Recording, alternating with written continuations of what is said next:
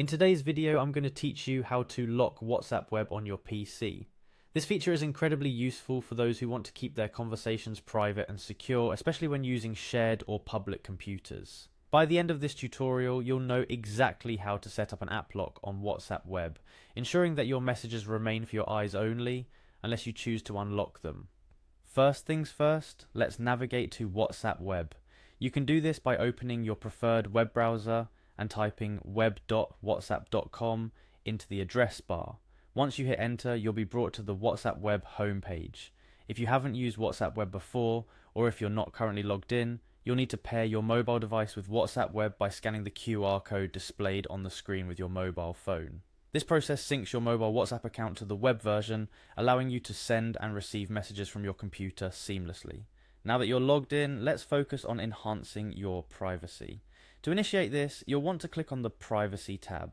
Depending on the current layout of WhatsApp Web interface, you might find this option by clicking on the three-dot menu located usually at the top or bottom corner of your chat list.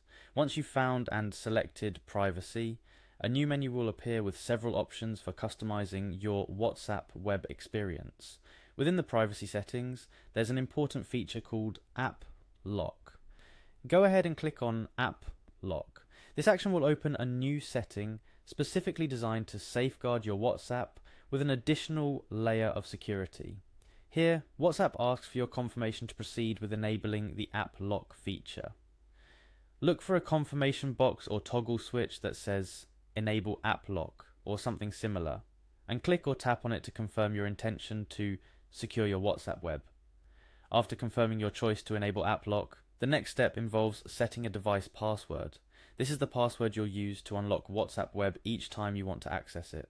Choose a strong, memorable password that isn't easily guessable to maximize your security.